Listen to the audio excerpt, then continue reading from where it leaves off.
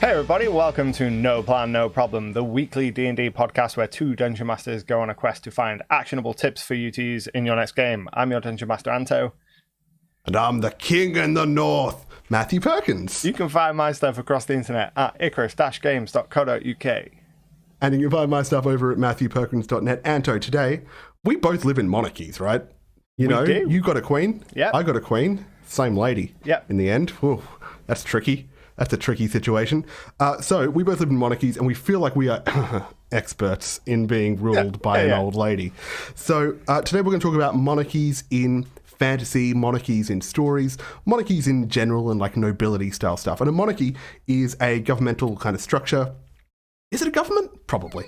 But it's a kind of structure where there's a hereditary line passed down, usually through like the male bloodline or whatever. And there's somebody that rules, and there's serfs, and there's nobles, and there's courts, and there's jesters, and there's all that good jazz. It's a vague shape that we all know and isn't relevant to anywhere except Thailand at the moment. So, there's probably other places. There's probably other monarchies. Yeah, I mean, I imagine there will be plenty of monarchies dotted around. Most of them will be, figurehead monarchies, but we're talking about OG monarchies, the real deal. We are talking about OG monarchies. We're also talking about fantasy monarchies, which means we're allowed to get stuff wrong. Yeah. I mean, suck at history. Even if this was a history podcast, I'm absolutely fine with getting stuff wrong. I love getting stuff wrong. Oh, the wrongest boy in the world. Hey, can you please help us out? Who's going to be the first person helping us with this tip? So, the person helping us with our first tip is Arcane Ranger, with an A and no ER, Ranger, from the Matt Colville subreddit, and they're saying they're playing a game where their central tension is the classic monarchy versus rebellion, but they want their players to generally see both sides. They want their players to genuinely see both sides aren't great. How do I do this without putting them off by choosing a side? Okay. That's a classic storyline, right? Yeah. There's a king, and we're gonna rebel. And it's like, the kind of underdog story, and there's all those real easy themes to pick, like, the bourgeois, we have to take them down. Pull out the old guillotine, get something done. In the French army knife, they have a guillotine. Do they? Is that a funny joke? I don't know. It's not a very good joke. I won't judge you for it. No, give me a ranking out of 10. Rank the joke. A 3? Oh, just twist the guillotine in there. Yeah, all right. I'm going to try and make a better joke at some point. Yeah, it's a classic kind of story. Which one do you see normally as being the ones that the players side with? The monarchy or the rebellion? Almost always players are going to end up going with the rebellion, because that is why the popular media trope, from Star Wars to almost any time you have a monarchy against a rebellion, or a system of power against someone rising up, the sympathetic characters are the ones doing the rising up.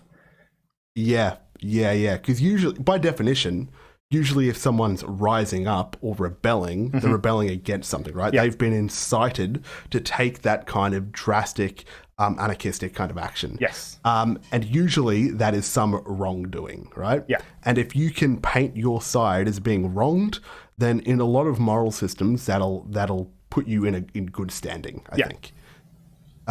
But I suppose a good conflict, and by a good conflict, I mean something that is juicy, where you can get this both sides mentality this person's looking for. Both sides feel like they've been wronged, right? Yeah. I think that it seems as though what this person wants is they want to present a world where things aren't as kind of clear and defined good and evil. They want something with a bit more grey morality, and they want the players to actually have to engage with the world and figure out who they want to ally themselves with based on the actions of the two factions, rather than just going, well, the rebels are clearly the good guys, so we'll just go with them. We won't ask whether, have they destroyed any monuments or have they done anything terrible. We're just going to go with them because they're the good guys. I suppose that if you're presenting this kind of morally complex situation where you want there to be merits on both sides, you want to do it in a way that the players don't just immediately go, well, we're choosing that side and we're not going to ask any questions. I think that the solution here, and I don't think that the answer to this question is going to end up being like our tip, But just to answer the question, I think the solution is that the monarchy is bad because they're the bourgeois, and the more bougie you make them, the less relatable and likable they're going to be. Yeah, cool. 100%. You hate them, they're bougie. But the rebels are probably bad because they do some real messed up stuff. You know, they have not been to Geneva, and they do not care for its convention. And they're probably doing... Okay, rank that joke. That one was an 8. That one was an 8. What? That's 5 points. That's 5 points up on my last joke. I'm killing it. Yeah, so I think that like that's pretty simple to do. But as far as like choosing a side, the players wouldn't feel good about being allied with either of those forces, right? No, I think the issue is that too much of the time, I think that we as Dungeon Masters approach it from kind of the really broad perspective view of what do the players think about just the two sides against each other. And a better approach is go, right, okay, how can you tie a player's background and that character's life experience into one of the factions? So if you've got your traditional monarchy versus rebellion, you might have a player with the noble background, and they might recognize that the monarchy is doing terrible things, but also the people that you're going to guillotine are that player's family. So it's not as cut and dry as to be like, well, yeah, we'll just go join the rebels because the rebels want to chop my family's heads off.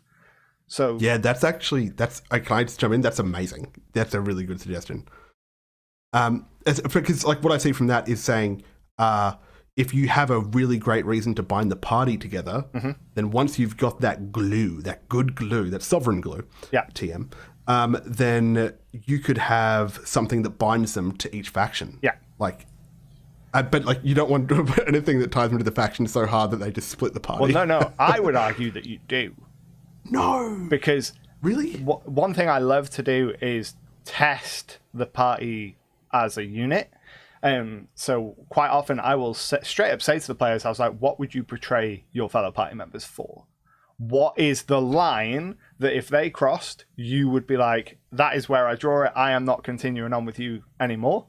Because then I know the point at which the party will break, so I can bring them close to it for narrative effect. But I'm always aware that I'm not going to go over it, or I'm not going to go over it accidentally, because it's easy. Like, if a player hasn't expressed that this is my red line in the sand, I will not agree to having my noble family's heads cut off by guillotine. Like, that is what will make me leave the party. And they've not expressed that. And then everyone's like, yeah, let's join the rebels. And then you put a situation in front of him where the rebels are like, we are going to go and cut off their heads. This is happening now. Then you are unknowingly creating that situation where you're like, oh, now the player's got to deal with this in real time. And I don't have a plan to back down from it. Yeah, but.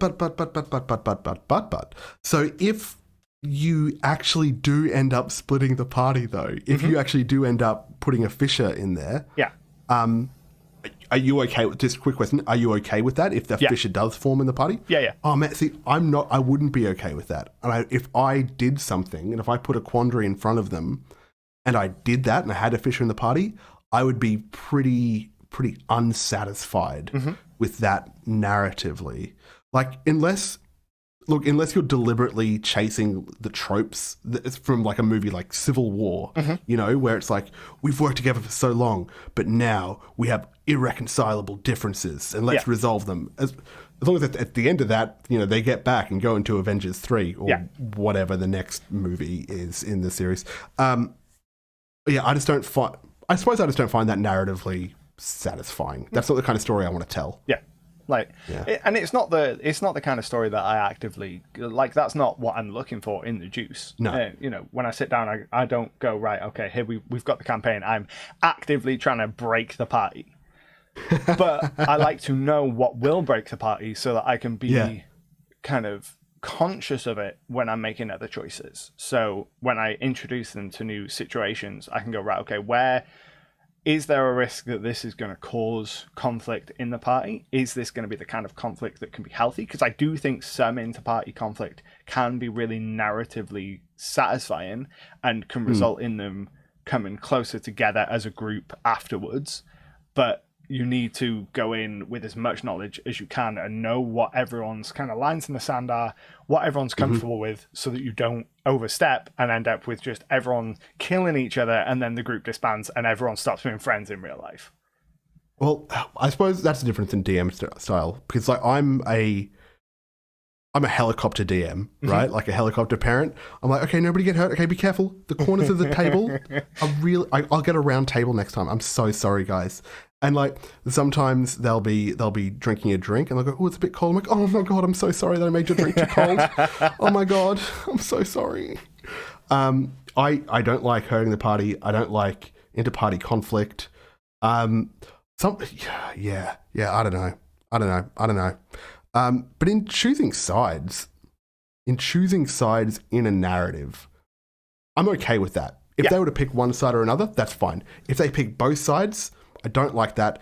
If they pick a third side, they go like, screw this whole thing. We're going to go do this and screw up everybody. Yeah. That's usually my favorite, because that's when the party goes, no, we have a different goal and we're going to inflict ourselves on this situation. It's like you had all like your Lego pieces set up and they go, no. And they just wave it all away and like knock it over. That's what I want. I think that in terms of a tip for this specific question, for how to make it less cut and dry and make it a little more complex, I would say mine the player's backstory and link individual elements of their backstories to the different factions, so that they don't immediately as a group just all go, yeah, that's clearly the evil one, so we're going to go with this one.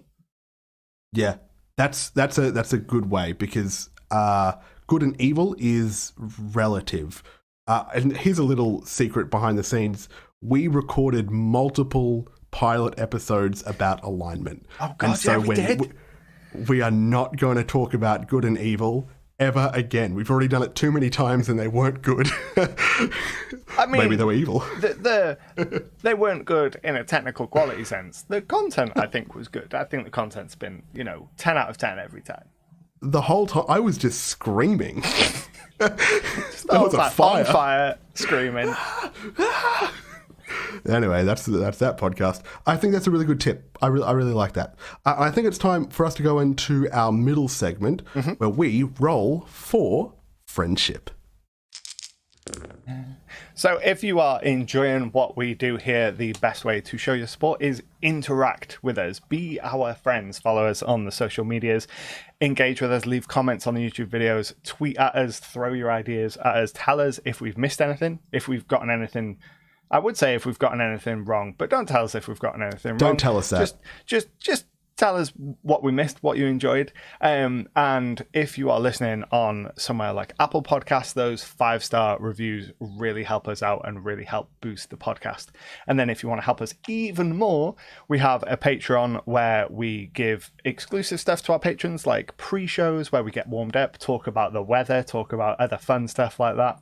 And we also put together kind of PDF content for our patrons for the stuff that we make in the Stats Town segments, and those are the middle segments in the show. So if you want to support us, all the links will be down below whatever you're watching or listening to this podcast on, and you'll find them all there, and come be our friend. Yeah, that's pretty much what it's all about. It's all about friendship here on No Plan, No Problem. We're just looking for a bit more friends, a couple more friends, please. Those PDFs that we put on to Patreon, I made one today for our Fighters episode. I think it was actually sick. Like I was just tapping away. What's really fun is that while I was typing it, the cat was sitting in front of me and he was fighting me. And I'm like, oh, he's got the spirit.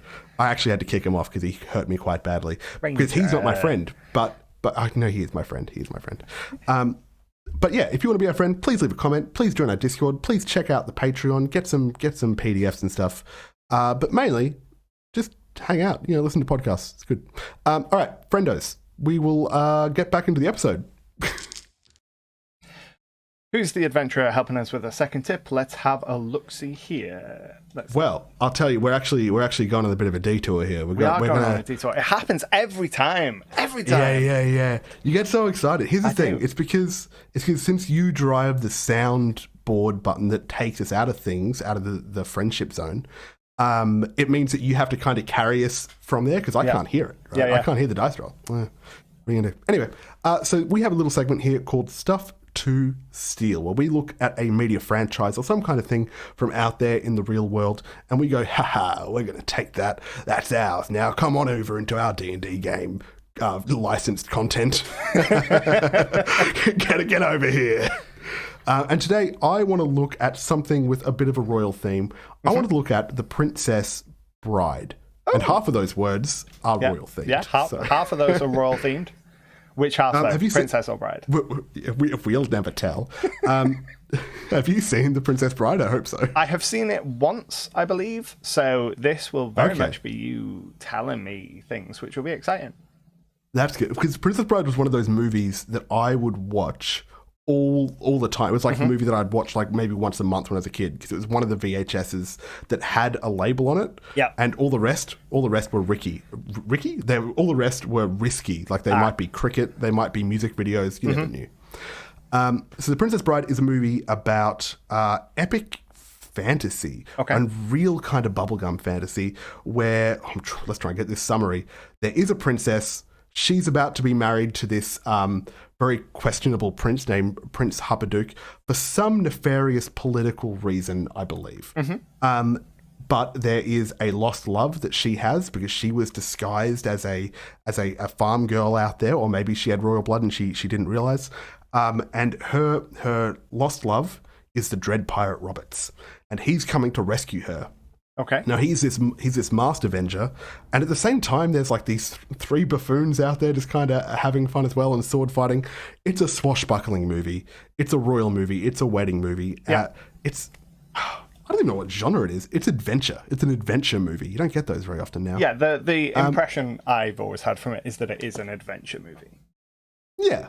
Yeah, it's pretty good. And it has that real fun framing device with the kid being read the story in the bed. Who was the kid? Fred Savage? Is that his name? Something Savage? Again, I've only seen it once. So I'm sorry. In terms of actors, I'm not going to be the one to ask. Other than the guy that's the mayor in Stranger Things, he's the swashbuckler. I can never remember his name. Wait, is he? Really? Yeah, he's the mayor in Stranger Things. Oh, dude, that's really fun. That's cool. But the thing is that I've really loved about this movie is that they go through so many.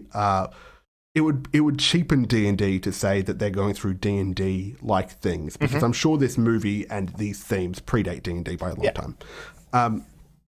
But they sail the sea and they have to deal with these electric eels, and they have a swashbuckling thing at the top of a castle. They go through like a fire swamp where they have to fight giant rats, and there's poison and abducting, and like the party splits up and teams up in different configurations. Yeah. What do you remember from the movie? What are the standout scenes or themes that get you from your one watch? About the only things I can remember is the you killed my father, prepare to die. Yes. That castle top swashbuckling between Montoya and the mayor of Stranger Things Town, their fight, and the Inconceivable Man. Oh, the Inconceivable Man. Yeah. Like, I don't remember anything about the main plot. I do not remember the princess, and I do not remember. I don't remember them being on a boat. I don't remember them being on a swamp. Oh, that's so fun. Well, one thing that like I'm sure you would remember when I jog your memory here. That's a bit of a Princess Bride joke. He doesn't get it, but you listening at home, you get it. Just laugh like I'm funny. Give me a ranking. So one thing that you might remember is that there is a wedding. There is a royal wedding at the end. And the final challenge that they go through is kind of trying to break up the wedding because the princess doesn't want to marry Prince Huppaduke. And they end up like swashbuckling their way in there and like kind of stealing her away from a bridal suite. And trying to, it's a real speak now, forever hold your peace moment. Yeah. And I think if I was stealing something from it, I think I'd want to steal that. It's crap that I've said it's half bridal, half princess, and we're doing an episode on monarchies, and I've stolen the bride part. But I think that is a good way to kind of tie it into monarchies, because traditionally weddings and kind of unions and alliances between two groups and two families is one of the ways that the monarchy has strengthened itself through history. And it serves as a great dramatic platform to have that speak now or forever hold your peace moment where you can disrupt the wedding and then everyone throws off their finery and they're all wearing armor under it and you get an awesome wedding fight. Yeah.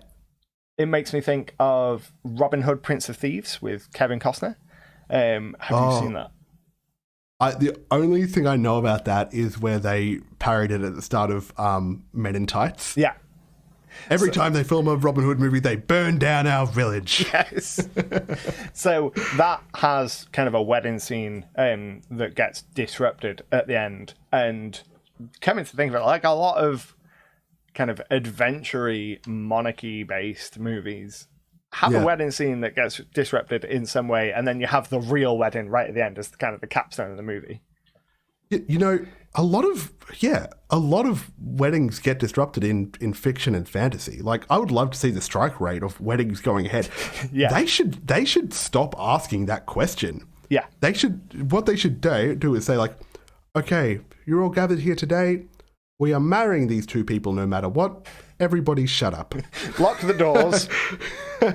No one's getting out of here until this wedding has happened. I'm pretty sure that is exactly what a villain would do. So, yeah, take that, true. Roll that into your villain's monologue right before the wedding, and then the players can be like, I object. I've done this, you know. I've done the speak now or forever hold your etc. So in the finale. It was great. You disrupted a real wedding. You burst in your armor and be like, I object. Well, I don't know if I've already told this story, but we had that moment because I said to them clearly, I said, guys, I want to do our finale at a wedding, and I want to have that speak now or forever hold your etc. moment. And after they all decided the ways to get into the wedding, they all snuck in different ways. One of the characters, Valentine the Paladin, he snuck in by getting a job with the catering company. Yes. He's like working next to all these snot-nosed teenagers. And he was this cowboy paladin, a paladin of small vengeances. He would just avenge people being like cut off in traffic and stuff. And when they said, speak now or forever hold your peace, he turned to the snot-nosed teenager next to him and had him in his apron and said, I'm going on break. And he just walked forward. Oh, that's so cool. Fun. I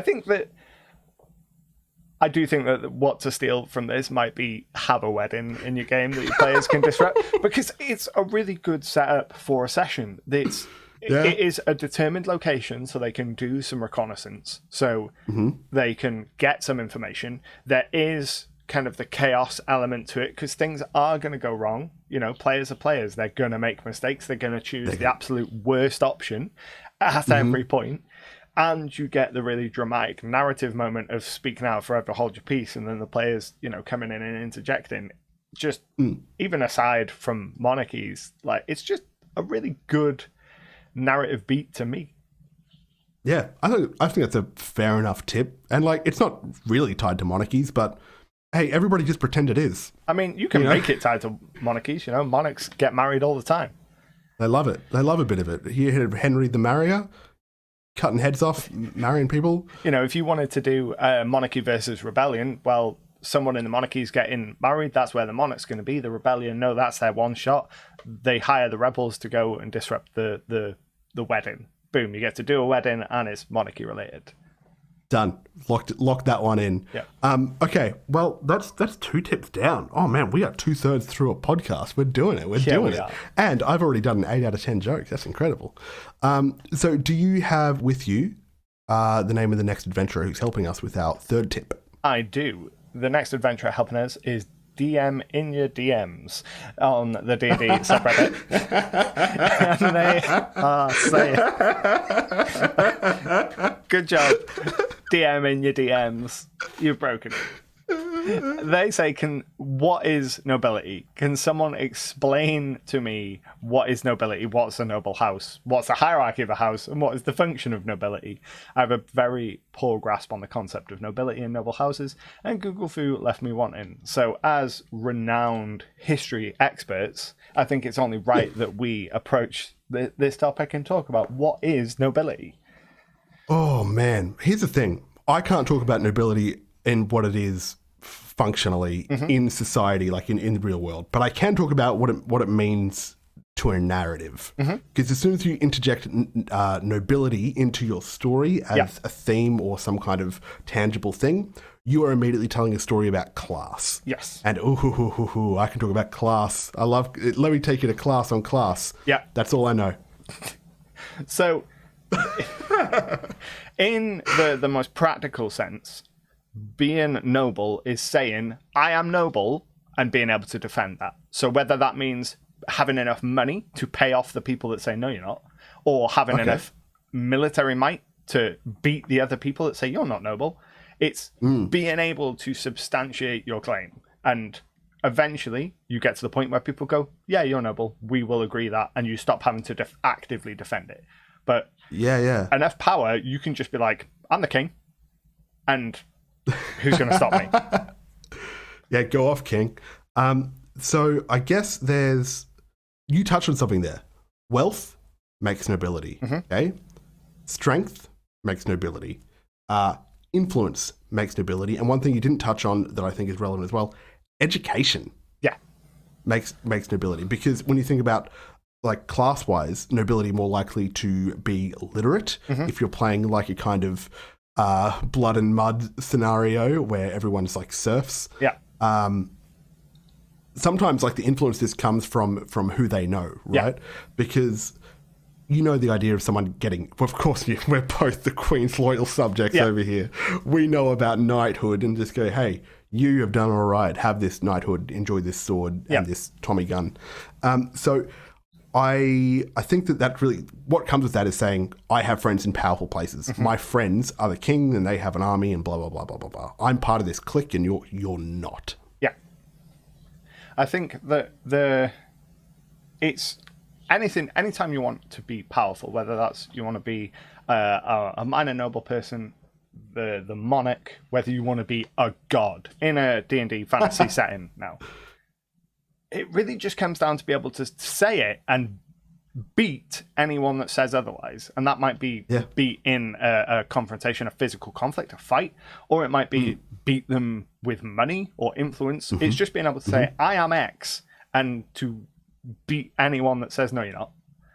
And it's obviously the mechanics to get to that point are significantly more complicated. But in terms of broad sense, it's being able to say, I am this. Who's going to tell me I'm not? Who's going to stop me? And also having those people vouch for you. Yeah. When I think about nobility, sometimes I think about, because what we're really talking about is the fact that nobility doesn't mean much. No. It's power, confidence, money, education, and lineage, right? Yeah. And setting that precedent of saying, oh, no, it is this way because it is this way, and it has been this way because it is this way. I think about how flimsy that really is, because that's cyclical logic that doesn't really hold up when you think about why. Yeah. I think about the Count of Monte Cristo. I don't know if you know much about that story, but it's about a peasant a sailor, who comes into a bunch of money. He has revenge to exact on people, and he uses his money to create a new identity, which is this gentleman about town in France, I think. And he does all the things. He's well educated. He's got the money. He's got everything. And there's no one around to stop him. He's doing all the things that nobles do. And he uses that power and that influence to destroy other nobles by stripping away the things that make them nobles. He takes away the reputation of a spoiler for like 100-year-old book, guys. He takes away like the military renown of this war hero noble. Yeah. He takes away the respect and family of this other kind of wealthy noble, because he had this whole kind of pedigree of wealthy daughters and stuff. Yeah. And he gets revenge on someone else in some other way. There's like a windmill involved, I think. It's been a while. Yeah. But in that class of nobility, aggression and violence looks different. Yes. You know what I mean? Yeah. Like in that higher class, words do more damage. And that's an interesting space to explore, I think. Yeah, I think that, because like you say, ultimately, it is a very fragile system. You are saying, you have a group of people saying, we are X, and you are relying on everyone else kind of agreeing to that and accepting that that is the way it is. You know, if the people decide that that's not the case and en masse move against it, then nobility in whatever form it takes crumbles. Yeah. If they lose the support of their key players, if they lose their money, if they lose their access and influence with the military, if they lose the ear of the powerful and influential people, they can be destabilized. And all of those things are a lot of fun to explore in kind of a fantasy genre and in D&D, because you have magic, and magic changes the game. Yeah. Like, you would actually think, like, in thinking about class and nobility being higher class, you would think that, like, most magic users would be high class. I suppose in, like, Arthurian kind of fiction, Arthurian legend, you have Merlin. He was the magic user, and he was part of the court. Was he kind of aloof from the court? I'm assuming you know about this. I think I'm just stereotyping. It depends on the kind of depiction. Sometimes the story starts and Merlin's already the court wizard. Sometimes the story starts and he's kind of the kooky old hermit that lives out in the woods. A lot of the time in those stories, magic users are like an incredible minority. So there's only one or two in an entire region, in which case they don't carry enough power in of themselves to really affect the world. But in a high magic D&D setting where a lot of people have magic, then it stands to reason that those magic users would be a distinct class of people, because they have a lot of power, and it doesn't make sense if you have kind of a sorcerer who can innately cast these spells or who can create food and water. It doesn't make sense that they're part of the peasantry, because their magic solves a lot of problems that keep them in that social class. Yeah, that's they get to get it like a get out of jail free card, which is called Dimension Door, I guess. But like, they could use magic to solve all the problems that nobles would use money to solve. Yeah. Like, oh, we're noble. We don't have to deal with, where's the next meal coming from. We don't lose all this time to having to work lots because we have money, know. We have more time because we have more money. We have more food because we have more money. And like, we get to spend our money on bettering ourselves. Where if you were strapped for cash, man, I'm just describing real life. Yeah, exactly. Even if you just think of like the cantrips, the spells that they can just cast at will, unlimited amount of times, there are a lot of cantrips that for kind of serfdom would just completely change the way they interact with the world. Mage Hand would mean that there's much less manual labor. A lot of the damage dealing spells could be used to hunt game.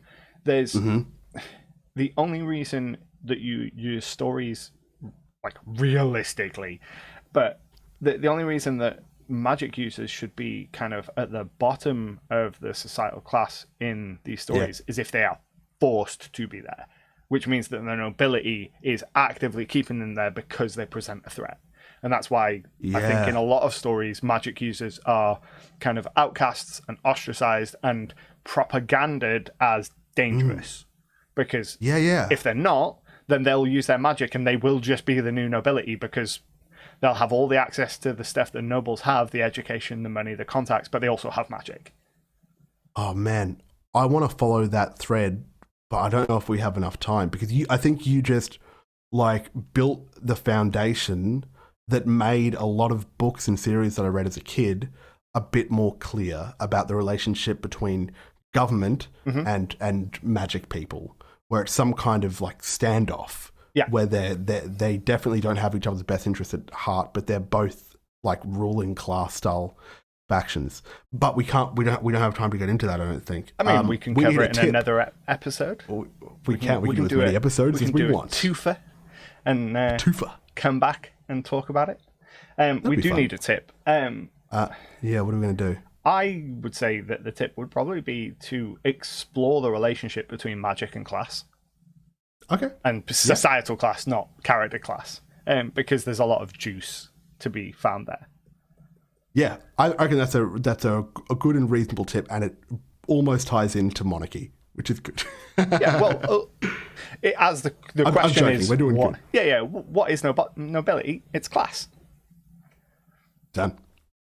I reckon that was a pretty fun kind of thing to talk about. Do you have monarchies in your games? Do you have like a monarchy government system? I do. My last campaign, the players were on the side of the rebels, and the rebels were were led by the rightful king, and kind of the whole premise of the campaign was helping the rightful king reclaim the throne. Did you ask the first question under a pseudonym? I've got these rebels and I've got this monarchy. What am I going to do? Help me, Matt and Anto. You're my only hope. Yes. I'm joking. Okay, well, we need to sum up these tips. What do you got for me? You wrote them down? Yes. Hit me. So tip 1 is to link the backstories of your players to different factions to help the conflict between them feel more complex. Tip 2 is just do a wedding. Find a reason to do a wedding.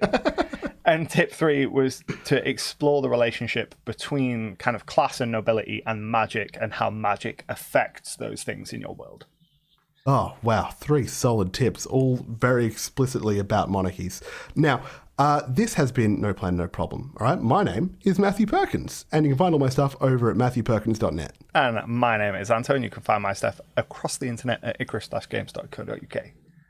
Now, the song that plays us out every week is called All Together by a band called House Hats. And if you want to be our friends, remember, leave a comment, give us those reviews, check out the Discord, check out the Patreon. Anyway, thanks so much for listening. This has been No Plan, No Problem, and we'll see you next time.